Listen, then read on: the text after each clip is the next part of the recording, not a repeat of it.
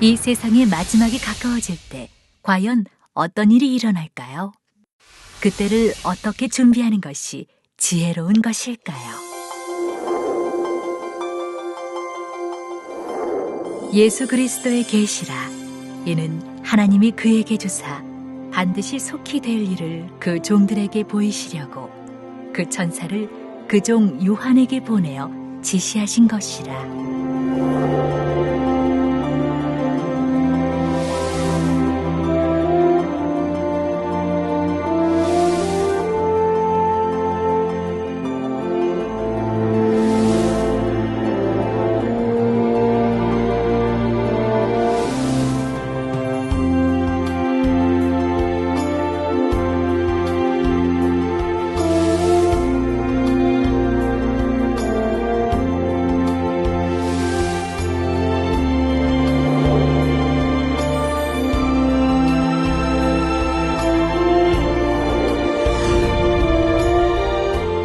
사랑하는 시청자 여러분, 세계적인 부흥사 이재롱 목사의 설교를 통해 아버지 하나님의 마음과 뜻을 깨달아 소망과 기쁨 가운데 힘차게 달려가시길 바랍니다.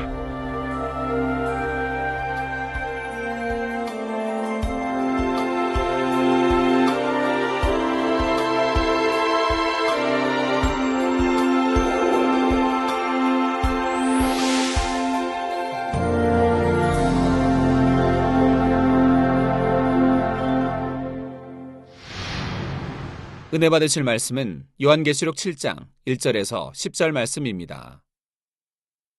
이 일 후에 내가 네 천사가 땅 네 모퉁이에 선 것을 보니 땅의 사방의 바람을 붙잡아 바람으로 하여금 땅에나 바다에나 각종 나무에 불지 못하게 하더라. 또 봄에 다른 천사가 살아계신 하나님의 인을 가지고 해 돋는 데로부터 올라와서 땅과 바다를 해롭게 할 권세를 얻은 네 천사를 향하여 큰 소리로 외쳐 가로되 우리가 우리 하나님의 종들의 이마에 인치기까지 땅이나 바다나 나무나 해하지 말라 하더라. 내가 입맞은 자의 수를 들으니 이스라엘 자손의 각 지파 중에서 입맞은 자들이 14만 4천이니 유다 지파 중에 입맞은 자가 1만 2천이요 루벤 지파 중에 1만 2천이요 갓 지파 중에 1만 2천이요 아셀 지파 중에 1만 2천이요 납달리 지파 중에 1만 2천이요 므낫세 지파 중에 1만 2천이요 시므온 지파 중에 1만 2천이요 레위 지파 중에 1만 2천이요 이사갈 지파 중에 1만 2천이요 스불론 지파 중에 1만 2천이요 요셉 지파 중에 1만 2천이요 베냐민 지파 중에 입맞은 자가 1만 2천이라. 이 일 후에 내가 보니 각 나라와 족속과 백성과 방언에서 아무라도 능히 셀 수 없는 큰 무리가 흰옷을 입고 손에 종려가지를 들고 보좌와 앞과 어린 양 앞에 서서 큰 소리로 외쳐 가로되 구원하심이 보좌에 앉으신 우리 하나님과 어린 양에게 있도다 하니.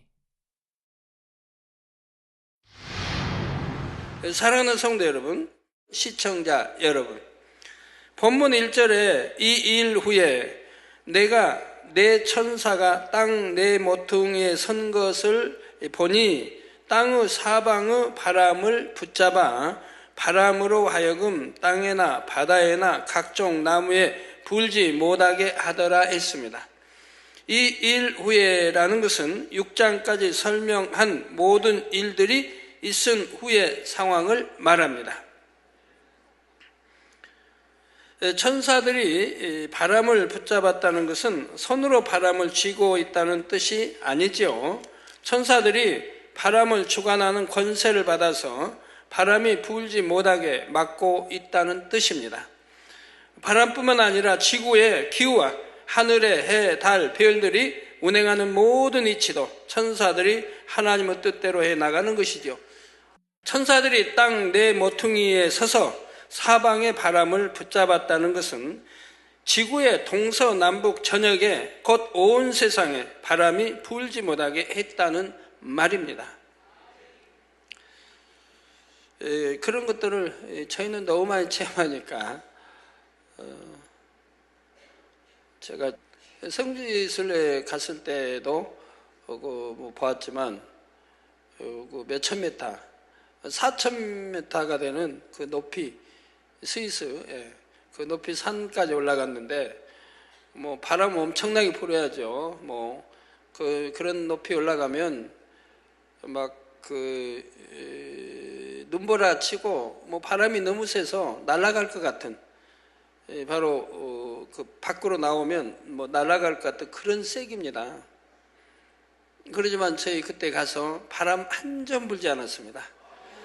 바람 한 점 불지 않았다고 하는 것은 바로 가이드가 너무 바람이 이렇게 안 부니까 처음 있는 일이니까 풍량계를 봤더니 풍량계가 제로였습니다.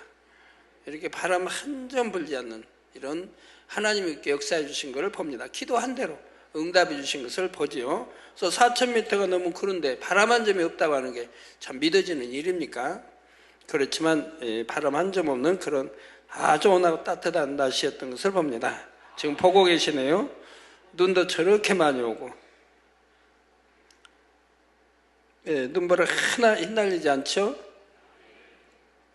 저 가이드가 너무 감격스러워서 풍향기를 보니까 바람이 제로였다고 말을 합니다. 그래서 바람이 제로일 때도 있구나.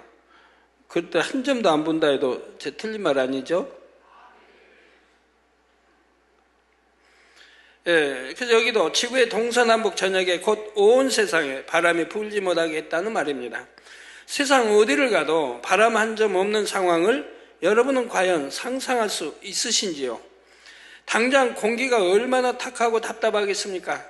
그런데 사람의 지식과 생각을 동원하면 온 세상의 바람을 멈추게 한다는 것이 어떻게 가능한가 잘 이해되지 않을 것입니다. 그러나 영의 공간을 열어 조절하게 되면 이처럼 바람을 멈추게 하는 것도 얼마든지 가능하다는 사실입니다.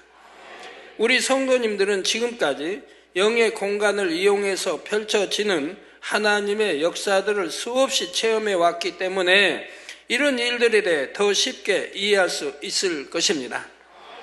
예를 들어 두꺼운 먹구름이 온 하늘을 덮고 있어도 하나님께서 영의 공간으로 통하는 문을 열어 그 구름들을 영의 공간 안으로 빨아들이시면 순식간에 맑은 하늘이 드러납니다.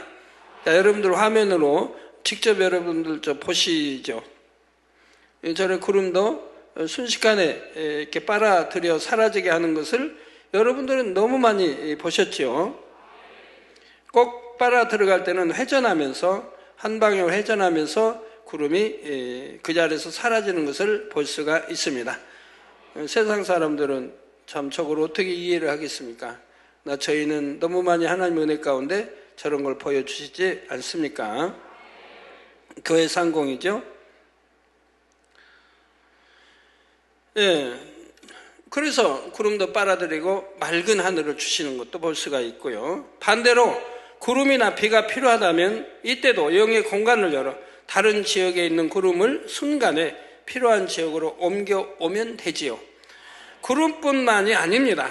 어떤 큰 태풍이 온다 해도 하나님께서 역사하시면 영의 공간을 열어 그 태풍을 빨아들이게 할 수가 있습니다. 그래서 영의 공간 안에서 그 태풍을 소멸시켜 버릴 수도 있고 혹은 태풍의 세력을 약화시킨 후에 다시 육의 공간으로 내보낼 수도 있지요. 물론 그때마다 가장 적합한 공의의 법칙에 따라 어떤 방법으로 이루게 될 것인지가 정해집니다. 즉 태풍을 항상 소멸시켜 버리기만 하는 것이 아니라 때에 따라서는 세력을 약화시키기만 할 수도 있고 때로는 잠시 붙잡아 두었다가 진로만 바꿀 수도 있는 것이지요. 또 이런 것처럼 바람도 하나님께서 원하시면 얼마든지 멎게 할 수가 있습니다. 그렇다고 이런 모든 현상들을 하나님께서 직접 관여하여 이루시는 것이 아닙니다. 오늘 본문에 나오는 것처럼 천사들이 하나님으로부터 명령을 받아서 주관해 나가게 되지요. 그러면 이렇게 바람이 완전히 멎어 버렸을 때 이 땅에서는 어떤 현상들이 일어날까요? 태풍과 같이 너무 심한 바람이 불어도 큰 일이지만 반대로 바람이 전혀 없으면 이는 지구 전반적으로 매우 심각한 문제들을 일으키게 됩니다. 무엇보다 먼저 지구 전체적으로 공기와 바닷물의 순환이 일어나지 않게 되지요. 열대 지방에서 데워진 공기가 추운 지역으로 이동하고 반대로 추운 지역의 찬 공기가 더운 지역으로 이동하므로 지구 전체의 온도가 조절되며 유지됩니다. 바다의 따뜻한 난류와 차가운 한류가 계속 순환하는 것도 지구의 온도를 조절해 주는 역할을 하지요. 그런데 바람이 없으면 공기도 바닷물도 이동하지 못하고 그대로 머물러 있게 됩니다. 결과적으로 더운 곳은 점점 더 더워지고 추운 곳은 점점 더 추워지는 것입니다. 사막 지역은 점점 더 확대되고 극지방의 얼음도 점점 더 확장되어 결과적으로는 사람이 살 수 있는 지역이 계속해서 줄어드는 것입니다.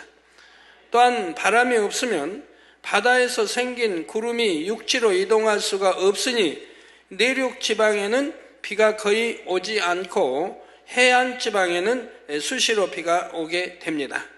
공장지대나 자동차 매연이 심한 도시에는 신선한 공기가 새롭게 공급될 수 없으니 점점 오염은 심해져만 갈 것이고 결국 숨을 쉬기도 어렵게 되고 말 것입니다. 이처럼 바람이 불지 않을 때 발생할 수 있는 몇 가지 상황만 생각해 본다 해도 바람이 없다는 것이 얼마나 심각한 현상인지를 알 수가 있죠. 우리 서울 하늘 보면 참 오염된 그 하늘을 볼 수가 있고 별 보기도 해달 보기도 참 선명한 별을 보기도 어려운데 만약에 바람이 일체 불지 않는다고 하면 어찌 되겠습니까? 매연과 여러 번 올라가서 쌓이기만 하고 결국은 햇빛도 차단이 될 것이고 달빛도 차단이 될 것이고 밤에는 완전히 별을 볼 수 없는 그런 세상이 되겠죠. 6장까지의 말씀에서 살펴본 대로 이때는 온 세상이 전쟁과 자연재해로 인해 가뜩이나 환경이 오염되어 있는 상황입니다. 이런 상황에서 바람까지 멈춰버리니 그만큼 환경 오염은 더욱 악화되고 사람이 살기 어려운 상태가 되고 맙니다. 그런데 본문의 천사들이 바람을 멈추게 했다는 것은 단순히 육적인 바람만을 의미하는 것이 아닙니다. 본문의 바람의 두 번째 의미는 영적인 뜻으로서 환난과 전쟁을 뜻합니다. 곧 바람을 멈추게 했다는 것은 7년 환난에 접어들면서부터 지구 곳곳에서 일어난 많은 전쟁과 환난들이 아주 잠시 동안은 수그러드는 것처럼 보이게 된다는 의미이지요. 이어지는 2절 말씀부터 나오는 대로 하나님의 종들이 인침을 받는 잠시의 기간 동안은 지구의 종말을 재촉하는 재앙들이 잠시 수그러들며 찾아드는 것입니다. 이 3절에 또 봄에 다른 천사가 살아계신 하나님의 인을 가지고 해 돋는 데로부터 올라와서 땅과 바다를 해롭게 할 권세를 얻은 네 천사를 향하여 큰 소리로 외쳐 가로되 우리가 우리 하나님의 종들의 이마에 인치기까지 땅이나 바다나 나무나 해하지 말라 하더라 했습니다. 사람 사이에서 어떤 계약을 하게 되면 그것을 확증하는 인을 치게 되지요. 그래서 인에는 약속의 의미가 있습니다. 본문에는 하나님의 인이라 나오는데 요한은 굳이 살아계신 하나님의 인이라 해서 살아계시다는 표현을 넣고 있습니다. 이는 하나님께서 분명히 살아 역사하심으로 하나님께서 약속하고 인치신 것은 반드시 현실로 이루어진다는 사실을 강조하는 것입니다. 다음으로 하나님의 인을 가진 천사가 해돋는 데로부터 올라왔다 했습니다. 어떤 사람들은 이 해돋는 데를 설명할 때 그것이 동방에 있는 어느 특정 나라나 지역을 지칭한다고 하는데 영적으로는 그런 의미가 아닙니다. 해돋는 데란 이 지구상 어느 특정한 지역이 아니라 바로 영적으로 하나님의 보좌가 있는 것을 의미합니다. 천사가 하나님의 인을 받으려면 하나님께서 계신 곳, 다시 말해 하나님의 보좌로부터 받아와야 하는 것이지요. 그러면 왜 본문에서는 하나님의 보좌로부터 받아왔다고 하면 될 것을 이처럼 해돋는 데로부터 받아왔다고 표현한 것일까요? 이 안에는 한마디로 설명할 수 없는 여러 가지 복합적인 의미가 담겨 있습니다. 먼저 영적으로 해는 낮 밝음을 의미하며 세상이 돌아가는 기점이 됩니다. 즉 해가 뜨는 것을 기준으로 하여 하루 24시간, 사계절과 절기, 연수 등이 정해진다는 말이지요. 이처럼 해가 세상의 모든 것이 돌아가는 기점이 되는 것처럼 하나님께서는 세상 모든 것의 기준이 되시며 인류의 생사화복을 주관하는 분이십니다. 이와 같이 하나님께서 모든 만물의 기준이 되심을 설명하기 위해 하나님의 보좌가 있는 데를 본문에서는 해돋는 데라고 표현한 것입니다. 다음으로 하나님의 보좌를 해돋는 데라고 표현한 것은 하나님께서 무소 부재하심을 의미합니다. 하나님께서는 영의 세계에 계시지만 이 육의 세계 어느 곳에도 계셔서 천지 만물을 주관하신다는 뜻이지요. 성도 여러분, 여러분이 세상 어디를 가도 해돋는 데를 볼 수가 있습니다. 한국에서도 중국에서도 미국에서도 그 어느 곳에서도 동쪽을 보면 바로 그쪽에서 해가 돋지요. 아프리카의 오지나 남미의 어느 깊은 산 속에서라도 해가 돋는 데를 찾을 수가 있습니다. 이런 것처럼 하나님께서도 세상 어디에나 계셔서 천하 만물과 인생들을 주관하신다는 사실입니다. 이렇게 해돋는 데라는 한 구절 안에도 여러 가지 영적인 의미가 담겨 있지요. 그리고 이처럼 해돋는 데로부터 천사가 올라왔는데 이 천사가 등장한 이유는 바로 하나님의 구원의 섭리를 선포하기 위해서였습니다. 즉 온 인류가 멸망해 가는 7년 환란 가운데서도 마지막으로 또 한 번 구원의 기회를 열어주시려는 하나님의 섭리가 남아 있다는 사실입니다. 이 천사가 바람을 붙잡고 있는 네 천사를 향해 큰 소리로 외쳤다는 것은 그에게 그만큼 큰 권세가 있음을 나타내는 것이지요. 무수한 천사들 안에서도 뚜렷한 서열이 있고 각각의 사명에 따라 위엄과 권세가 다릅니다. 그런데 하나님의 인을 직접 가지고 온 천사라면 마치 이 땅에서는 왕의 친서를 전달하는 사자와 같은 위치로서 그만큼 큰 권세가 따르게 되는 것입니다. 이어지는 3절 5절에 보면 가로되 우리가 우리 하나님의 종들의 이마에 인치기까지 땅이나 바다나 나무나 해하지 말라 하더라.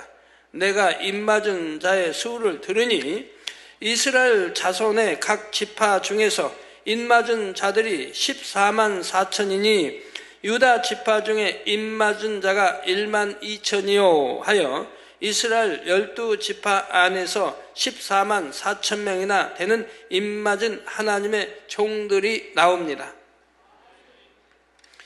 사랑하는 성도 여러분, 여기에 나오는 14만 4천의 하나님의 종들에 대해서는 요한계시록 내용 중에서도 설명하기가 참으로 어려운 내용입니다. 이때는 이미 구원받을 믿음이 있는 성도들은 다 들림받아 7년 혼인잔치에 들어갔는데 다시 하나님의 종들이 등장하고 있지요. 더구나 그 수가 적은 것도 아니고 이스라엘 12지파의 이름대로 각각 1만 2천 명씩 총 14만 4천이나 되는 큰 무리가 나오니 사람의 머리로는 이해할 수가 없는 것입니다. 그래서 여기에 대한 온갖 억측과 잘못된 설명들이 나오기도 하지요. 혹자는 7년 환란 때 구원받은 이스라엘 사람의 수가 14만 4천이라 하기도 하고 혹자는 7년 환란 때 순교해서 구원받은 수가 총 14만 4천 명이라 말하기도 하지요. 그러나 이는 사람의 생각으로는 결코 알 수 없으며 설명할 수도 없습니다. 오직 성령의 감동함 가운데 성경을 기록해 주관하신 하나님께서 풀어주셔야만 알 수가 있지요. 그러면 이 14만 4천은 과연 어떤 사람들일까요? 한마디로 말하자면 이들은 7년 환란 후 기간 동안에 특별한 사명을 받아 하나님의 구원의 섭리를 이루는 종들입니다. 구원 후 소망이 모두 끝난 것과 같은 절망의 시대 속에서 다시 한번 구원의 도를 선포하여 이삭죽기 구원의 섭리를 이루는 것이 바로 이 종들의 사명인 것입니다.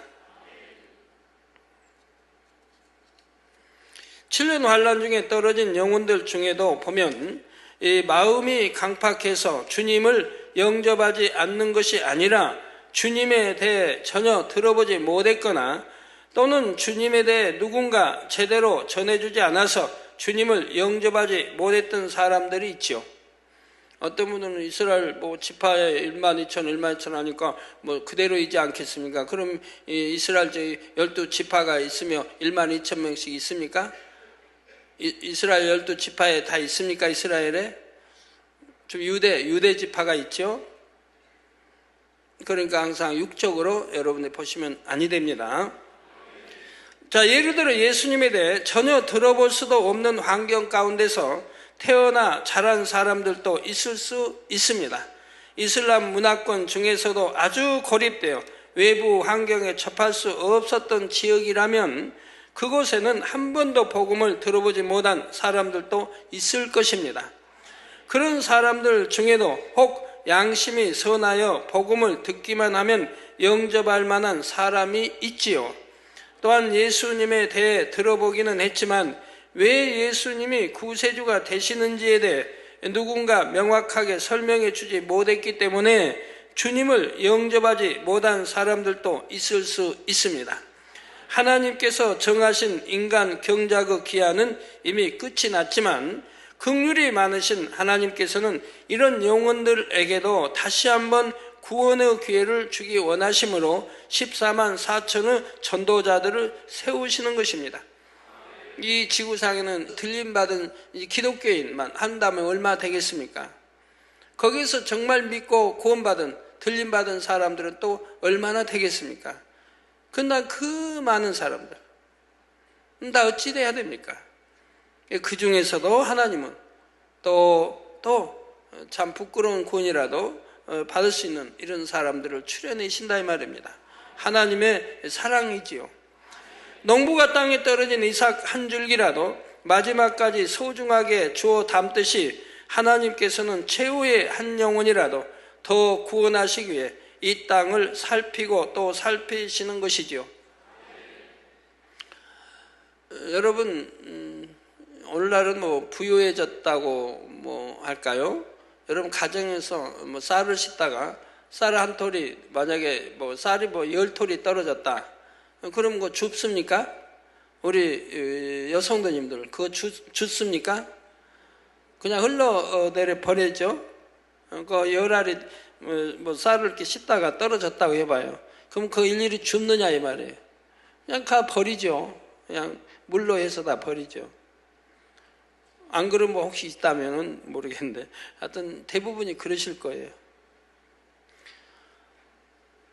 그런데 옛날에는 어떤가요? 옛날 이야기 자주 하는데 옛날에 한 60년대만 해도 50년대, 60년대, 70년대만 해도 쌀 한 톨 떨어졌으면 반드시 줍습니다. 예? 부엌에 떨어졌던, 방에 떨어졌던, 마당에 떨어졌던 쌀 한 톨까지도 다 주었어요. 얼마나 소중해요. 예? 그렇게 쌀 한 톨도 그렇게 귀했어요. 또 들에 가서 이제 벼든 보리든 다 베고 들어가면 그 이삭이 하나하나 떨어진 거, 그 이삭을 또 다 줍는 거예요. 바구니에 이제 이렇게 그런 거 하나까지도, 이삭 하나까지도 버리지 않기 위해서 다 줍습니다. 근데 오늘날 보면 쓰레기통을 보면 그냥 얼마나 그냥 아까운 것들이 버려져 나가는지 참 많이 버려져 나가죠. 부엌을 보면 쌀 씻다가 그냥 무더기로 이렇게 들어가도 그냥 다 버리지. 그거 누가 주려고 합니까? 옛날하고 지금하고 다르지만.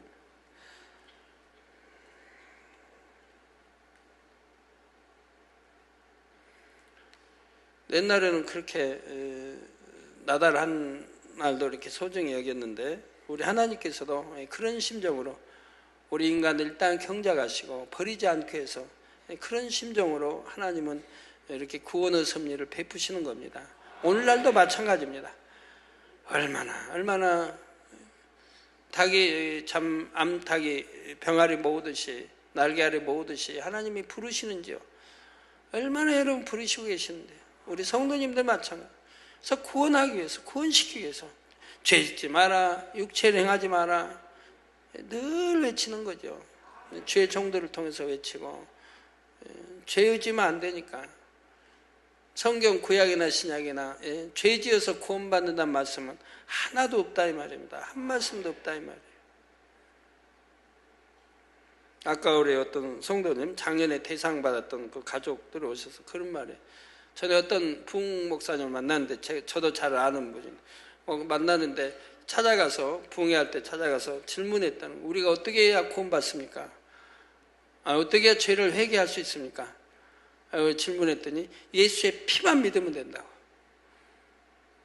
그런 거 없는 거예요. 답이. 예수의 피만 믿으면 된다. 예수의 피를 어떻게 믿으라는 건데?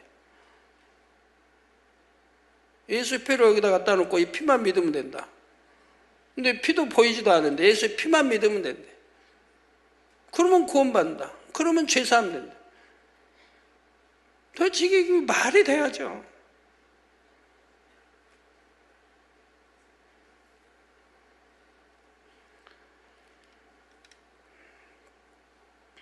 피가 뭔지도 설명해야 할 것이고 피가 뭔지도 알아야 할 것이고 피가 어떻게 해서 우리 죄가 대속이 되고 어떻게 죄사함이 되는 건지도 그걸 뜻을 알려줘야지. 그냥 믿으면 되다니 뭘 어떻게 믿으라는 건데.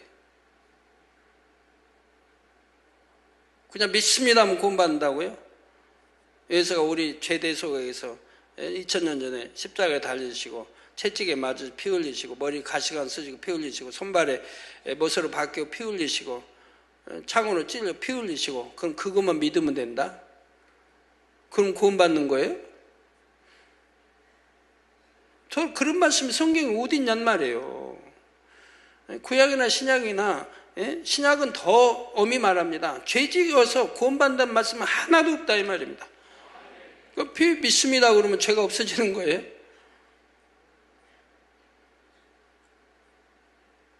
내가 간음하면 예를 들어 믿습니다 하면 간음이 없어지는 거예요? 도적질하면 내가 여전히 도적질하는데 도적이 없어지는 거예요? 도적질하는 게 죄성이 없어지는 거예요?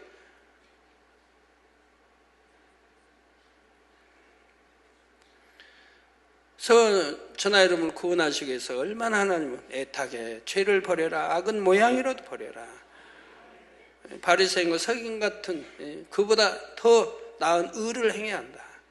빛 가운데 살아라 악은 모양이라도 버려라 얼마나 많이 말씀해요.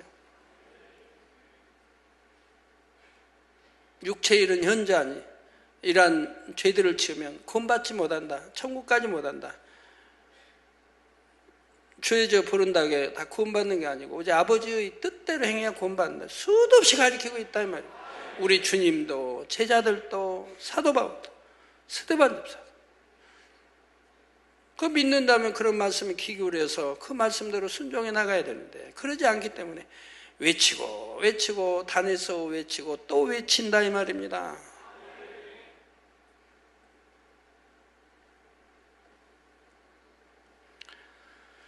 그래서 하나님께서는 최후의 한 영혼이라도 더 구원하시기 위해 이 땅을 살피고 또 살피시는 것입니다.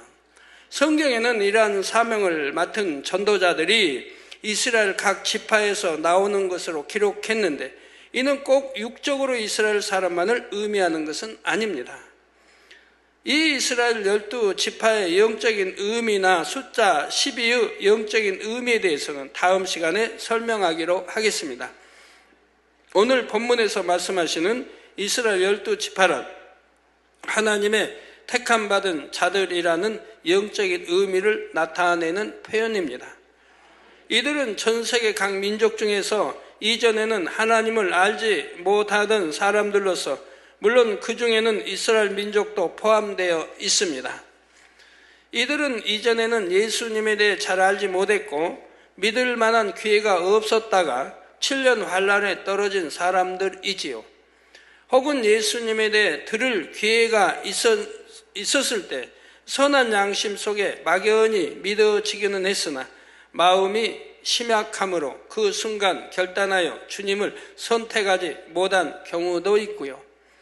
그러나 눈앞에서 휴거 사건을 맡게 되고 7년 환란의 상황들을 맡게 되자 이들은 선한 양심 속에서 하나님의 말씀이 참인 것을 깨닫게 됩니다. 지식적으로도 기독교에 대해 알았던 것이 있고 현실적으로 눈앞에 펼쳐지는 일들이 하나님의 말씀과 정확히 들어맞는 것을 볼 때 하나님을 믿고 주님을 영접하게 되는 것입니다. 이렇게 14만 4천 명의 인침받는 사람들이 주님과 복음에 대해 깨닫게 되면 이제 이들은 생명을 걸고 나아가 사람들에게 복음을 증거합니다. 자신이 구원받는 것만 문제가 아니라 어찌하든 한 영혼이라도 더 구원하고자 자기가 깨우친 하나님의 말씀을 증거하고 복음을 전파하다가 결국 죽음을 맞게 되지요. 그런데 이들은 복음 전파를 싫어하는 자들에 의해 순교당하는 경우도 있지만 극심한 자연재해와 전쟁 가운데서 죽음을 맞게 되는 경우가 더 많습니다. 그런데 이것도 하나님의 은혜이지요. 7년 환란의 상황은 너무나 열악하기에 그 가운데서 구원만 받을 수 있다면 사실 되도록 빨리 육의 몸을 벗는 것이 오히려 축복이라 할 수 있는 것입니다. 그리고 이들에게 인을 치신다는 말씀 안에는 하나님께서 그들에게 특별한 은혜와 능력을 주신다는 의미도 담겨 있습니다. 오늘날 성령 시대에는 하나님의 자녀들이 구원받은 표로서 마음에 성령으로 인을 쳐 주십니다. 그러나 7년 환란 때는 이미 성령이 거두어진 시대요. 따라서 마음에 인을 치는 것이 아닙니다. 더 이상 성령님의 도우시는 역사도 없이 오직 자기 의지로 순교해야 하는 것이지요. 그런데 본문에 나오는 14만 4천은 하나님의 섭리 가운데 세우신 것이므로 비록 성령이 거두어진 상황이라 해도 하나님께서 그들에게 특별한 도움을 주시는 것입니다.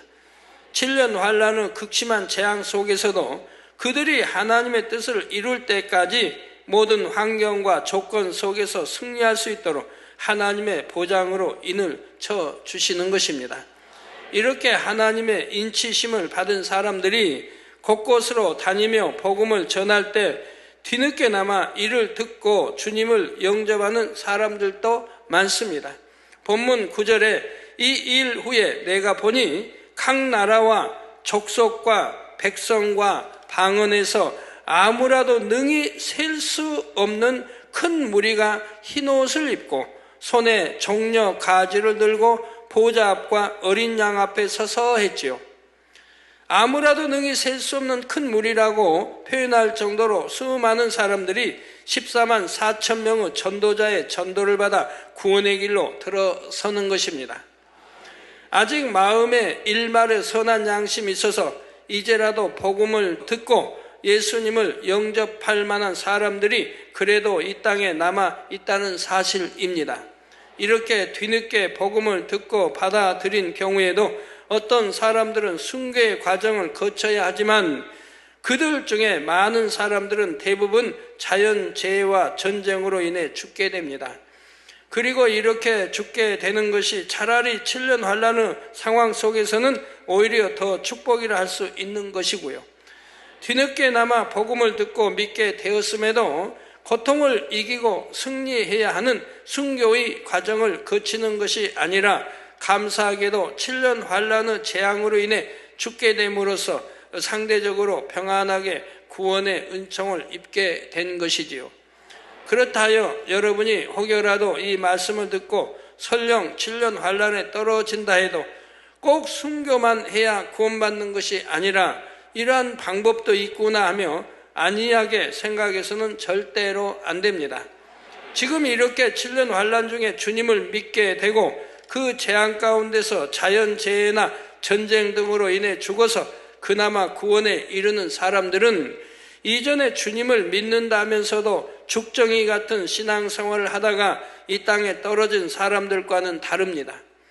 대부분 이전에 예수님에 대해 들어보지 못했거나 복음에 대해 제대로 알지 못해서 또는 믿을 만한 증거가 없어서 마음에 믿지 못했던 사람들이지요. 반면에 주님을 믿는다 하였고 분명한 믿음의 증거를 보면서 신앙생활을 했음에도 여전히 죽정이와 같은 신앙생활을 하므로 결국 이 땅에 떨어지게 된 사람들은 그처럼 쉽게 구원에 이를 수 있는 것이 아닙니다.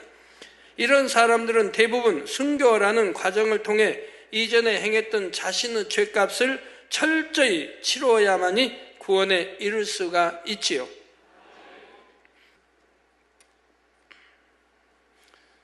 그러니 철저히 죄값을 치러야 하기 때문에 연단이라는 게 오는 것이고 죄의 경중에 따라서 연단이 크고 적게 오되 그 죄값이 치러질 때까지 회개되고 완전히 치러질 때까지 연단이란 계속되는 것을 보게 됩니다. 그러니까 죄 짓지 말라고 그러는 거예요. 연단 안 받으려면 죄 짓지 말라고. 죄 짓고 나면 지금은 몸도 그렇고 지금은 건강 같아도 결국은 병이 들고 또 죄가 크면 중환병이 들고 육체일을 행했으면 또 더 큰 중환병이 들고 결국은 죄값을 치러야 된다. 그래야 회개가 되고 하나님과 담이 흐러지고 한다 이 말입니다. 다윗 임금이 그랬던 것처럼. 그러니까 이런 연단 안 받으려면 아예 죄를 짓지 않으면 되지 않습니까? 사업에 사업장에 꼬이고 어렵고 하는 것 오지 않으려고 하면 아예 죄 짓지 않으면 되지 않습니까? 그리고 기도하며 열심히 행하고 심으면 축복이 올 텐데 그리 못하기 때문에.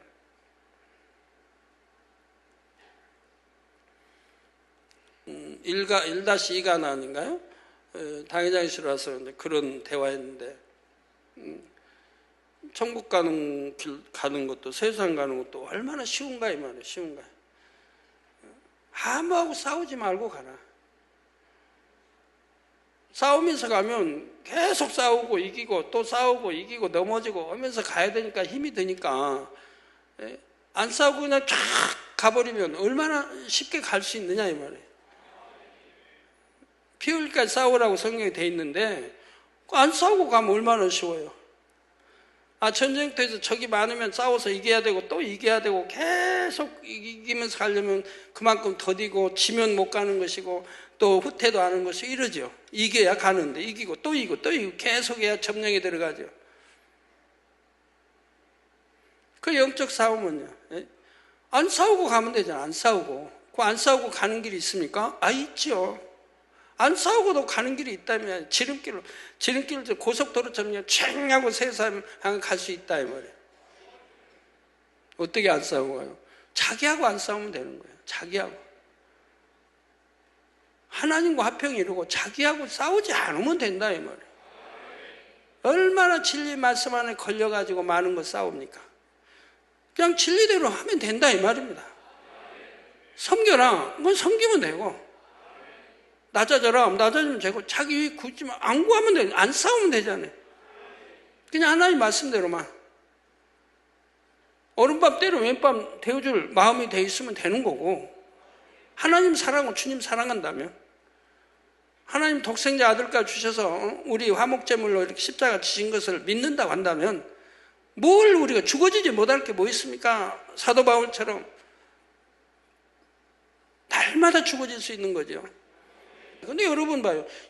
사실 여러분 자신과 싸우느라고 힘들지. 아무것도 아닌 가지고 꽁 하고 맺히고 뭐 혈기 안 낼 것도 혈기 내고 미워서 그냥 또 감정 품고 그냥 서운해하고 전부 자기하고 싸움이잖아요.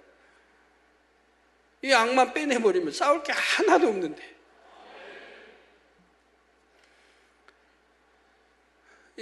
그래서 천국 세상 가는 것도 지름길에 고속도로 가듯이 그냥 쫙 달려가면 되는데 힘들 게 뭐 있냐 이면 싸우지 않으니까 힘들 게 없잖아요.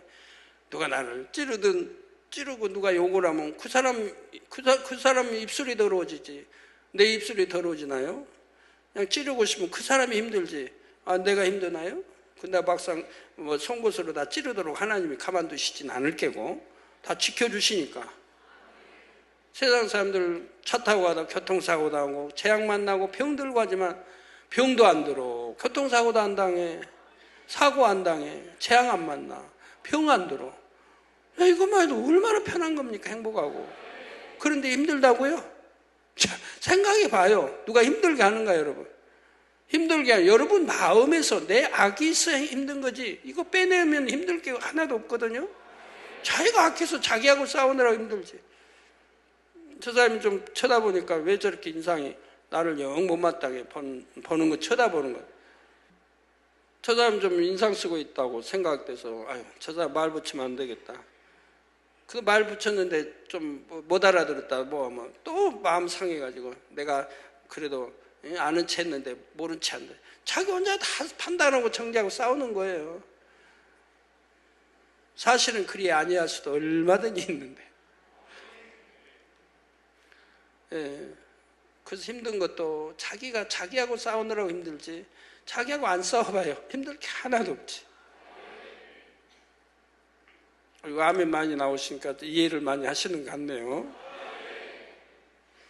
행복하게, 항상 기뻐하고 감사하고 행복하게 신앙생활하고, 그냥 고속도로 가듯이 달려서 천주 세우사하면 들어가고요, 신속하게 그냥 믿음의 3단계, 4단계, 0으로, 원령으로 쏙쏙 들어가면 되고, 뭐에 힘들어요. 요즘 영의 사람들이 많이 나와서 얼마나 감사한지. 그 사람들이 이제 본이 돼서 많은 분들을 깨우고 있으니 얼마나 감사한지. 어느 저게 이제 뭐 여기 사람들 이렇게 맡아 있다면 그분들이 얼마나 행복한지 몰라요. 너무너무 행복합니다. 그분들을 보고 배우며 이렇게 따라가니까 너무 행복하다고 그러죠. 누구하고 부딪힘이 있습니까? 영의 사람들은 누구하고 부딪히지 않죠. 화평을 다 쫓고 해죠.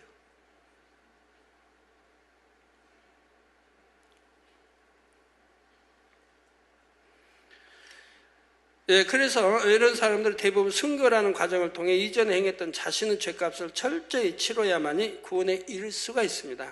그렇기 때문에 죄짓지 말라고 눈이 강조하는 거예요. 연단이라는 게 반드시 왜 연단이 없다면 죄사함이 되질 않잖아요. 그 죄값을 치러야 되니까요. 성도 여러분, 그러면 이렇게 7년 환난 중에 구원받은 영혼들이 장차 천국에서 거하게 될 처소는 어디일까요? 먼저 기억할 것은 14만 4천 전도자들과 그들로부터 복음을 듣고 영접한 사람들은 그 처소가 서로 다르다는 사실입니다. 14만 4천 명의 경우는 그들이 고문이나 핍박으로 죽든지 아니면 복음을 전하다가 이런저런 재앙으로 죽든지 하나님께서는 그 죽음을 순교로 인정하십니다. 하나님은 너무나 사랑하여 생명까지 드린 믿음의 4단계로 인정해 주시는 것이지요. 그래서 장차 그들이 들어가게 될 처소는 3천층이 되는 것입니다. 반면에 14만 4천 전도자들의 말을 듣고 구원받은 무수한 사람들은 단지 구원받은 차원에 해당됩니다. 그래서 믿음의 1단계에 해당하는 천국의 처소인 낙원에 들어가게 됩니다. 이 말씀을 듣는 여러분 중에는 혹여 혼동이 된다 하실 분도 있을 수 있습니다. 예전에 설명하실 때는 7년 환란에 떨어진 사람들은 아무리 고통스럽게 순교를 해도 부끄러운 구원이요, 낙원에서도 구별된 가장절에 들어간다 했는데 왜 이번에는 순교했기 때문에 3천층에 들어갈 수 있다고 하시는가? 이렇게 생각할 수도 있지요. 또 7년 환란 때는 고문이 너무나 잔혹하기에 순교하여 구원받는 수가 지극히 적다 했는데 오늘은 왜 그 수가 지극히 많다 하시는가? 이렇게 생각할 수도 있는 것입니다. 그러나 혼동될 것이 없습니다. 앞에서도 잠깐 설명을 했는데 7년 환란 중에 참혹하게 순교해야 겨우 구원을 받고 낙원에 들어가는 사람들은 쭉정이 신자들을 말합니다. 7년 환란 전에 이미 복음을 들었고 나름대로 믿는다고 교회를 다니기도 했지만 참 믿음이 없어 세상과 타협하며 살다가 이 땅에 떨어진 사람들이지요. 그러나 이들 14만 4천의 입맞은 사람들은 그 중심과 상황이 전혀 다릅니다. 이전에는 하나님을 몰랐으되 선하게 살았고 하나님의 참신이심을 알게 된 후에는 생명을 드릴 수 있는 중심을 가진 사람들이지요. 모든 것을 아시는 하나님께서 두 증인과 함께 마지막 때 들어 쓰시기 위해 예비하신 하나님의 사자들인 것입니다. 그러니 그들이 생명 다해 복음을 전하는 사명을 마치게 될 때 하나님께서는 성령 시대에 순교한 사람들과 마찬가지로 그들에게 3천층에 들어갈 자격을 주신다는 사실입니다. 이들이 3천층에 들어갈 수 있는 또 하나의 근거가 계시록 14장에 나오는데 여기에 대해서는 다음 시간에 계속해서 살펴보도록 하겠습니다. 사랑하는 성도 여러분, 오늘은 14만 4천 명의 하나님의 종들에 대해 증거했습니다. 7년 환난 중이라도 최후의 한 영혼까지 더 구원하시려는 아버지 하나님의 지극한 사랑의 섭리에 대해 설명을 했지요. 하물며 이처럼 사랑이 많으신 하나님께서 7년 환난이 오기 전에는 얼마나 더 많은 구원의 기회를 주려고 하시겠습니까? 또한 더 좋은 천국을 침노에 들어갈 수 있도록 늘 진리 가운데로 인도해 가시는 것입니다. 그러므로 여러분은 고린도후서 6장 2절에 가라사대 내가 은혜 베풀 때 너를 듣고 구원의 날에 너를 도왔다 하셨으니 보라 지금은 은혜 받을 만한 때요 보라 지금은 구원의 날이로다 하신 말씀을 꼭 명심하시기 바랍니다. 그리고 크신 하나님의 사랑과 긍휼을 항상 기억하며 하나님을 더욱 사랑하고 사랑받는 여러분이 다 되시기를 바랍니다. 그래서 오늘 또 부지런히 신부단장하심으로 신랑 되신 주님께서 우리를 데리러 공중에 오실 때 꼭 기쁨으로 함께할 수 있는 여러분 모두가 되시기를 주님의 이름으로 축원합니다.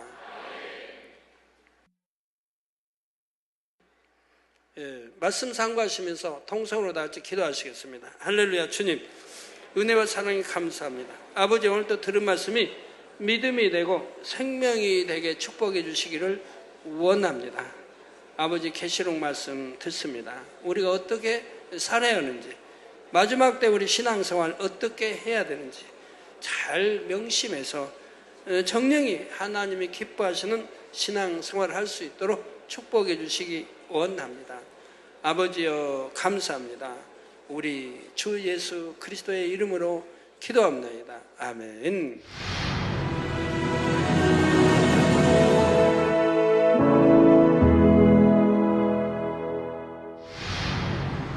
할렐루야. 전능하신 사랑의 아버지 하나님, 이 시간 기도받는 모든 성도님들 위해 안수하여 주옵소서.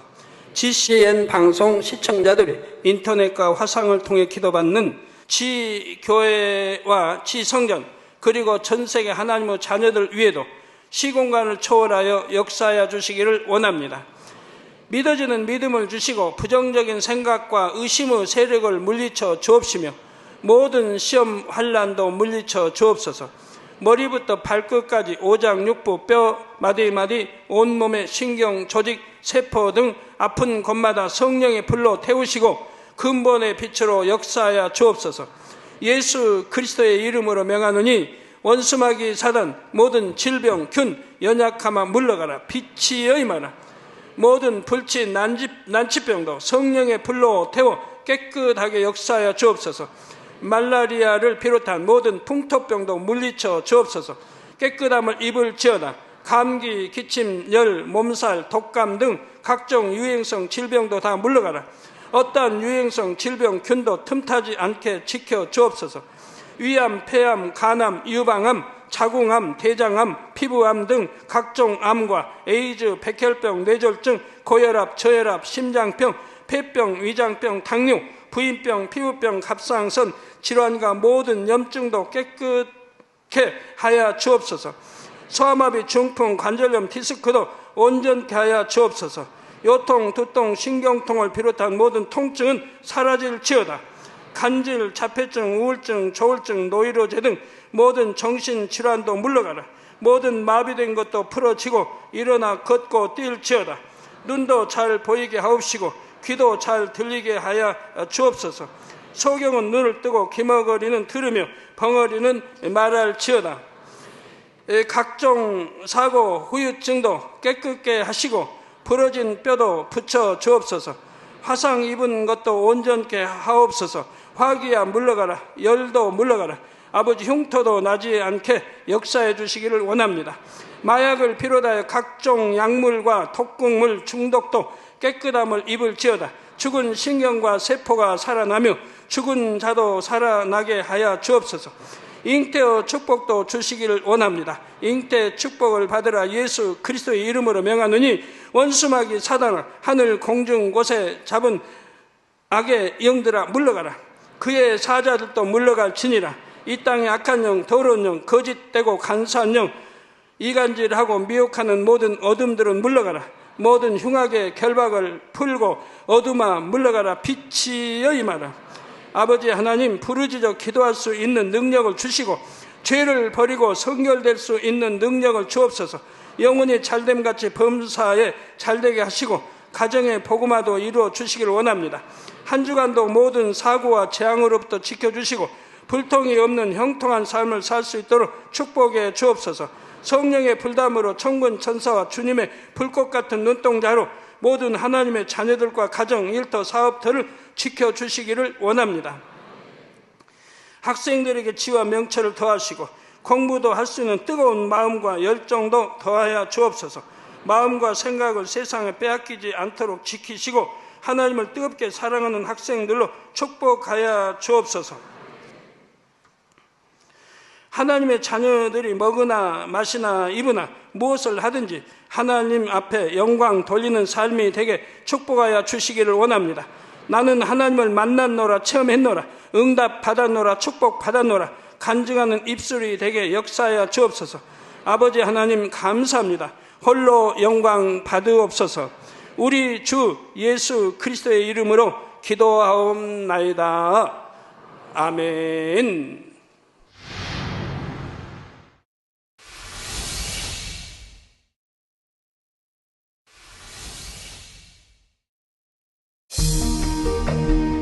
이 세상의 마지막이 가까워질 때 과연 어떤 일이 일어날까요?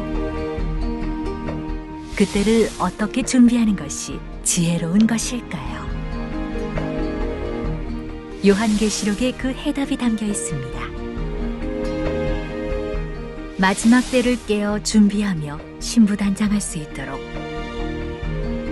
마지막 때에 속히 되어질 일에 대해 세세히 기록한 요한계시록.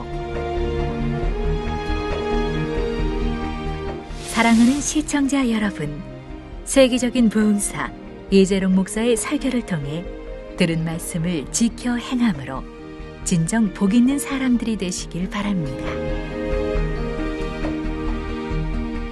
오늘 말씀 본문을 통해 여러분을 향한 하나님의 뜻을 묵상해 보시겠습니다.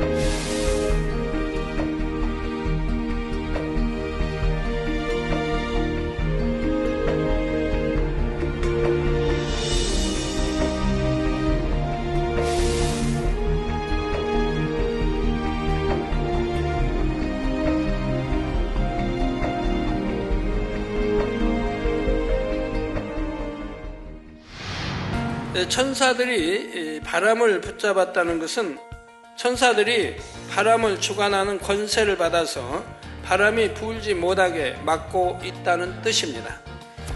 그러면 이렇게 바람이 완전히 멎어 버렸을 때 이 땅에서는 어떤 현상들이 일어날까요? 무엇보다 먼저 지구 전체적으로 공기와 바닷물의 순환이 일어나지 않게 되지요. 또한 바람이 없으면 바다에서 생긴 구름이 육지로 이동할 수가 없으니 내륙 지방에는 비가 거의 오지 않고 해안 지방에는 수시로 비가 오게 됩니다. 해돋는 데란 이 지구상 어느 특정한 지역이 아니라 바로 영적으로 하나님의 보좌가 있는 것을 의미합니다. 다음으로 하나님의 보좌를 해돋는 데라고 표현한 것은 하나님께서 무소부재하심을 의미합니다. 그러면 이 14만 4천은 과연 어떤 사람들일까요? 한마디로 말하자면 이들은 7년 환란 후 기간 동안에 특별한 사명을 받아 하나님의 구원의 섭리를 이루는 종들입니다. 구원 후 소망이 모두 끝난 것과 같은 절망의 시대 속에서 다시 한번 구원의 도를 선포하여 이삭 죽기 구원의 섭리를 이루는 것이 바로 이 종들의 사명인 것입니다. 이스라엘 12지파는 하나님의 택함받은 자들이라는 영적인 의미를 나타내는 표현입니다. 14만 4천 명의 인침받는 사람들이 주님과 복음에 대해 깨닫게 되면 이제 이들은 생명을 걸고 나아가 사람들에게 복음을 증거합니다. 7년 환란 때는 이미 성령이 거두어진 시대요. 더 이상 성령님의 도우시는 역사도 없이 오직 자기 의지로 순교해야 하는 것이지요. 그러면 이렇게 7년 환란 중에 구원받은 영혼들이 장차 천국에서 거하게 될 처소는 어디일까요? 14만 4천 명의 경우는 그들이 고문이나 핍박으로 죽든지 아니면 복음을 전하다가 이런저런 재앙으로 죽든지 하나님께서는 그 죽음을 순교로 인정하십니다. 반면에 14만 4천 전도자들의 말을 듣고 구원받은 무수한 사람들은 단지 구원받은 차원에 해당됩니다.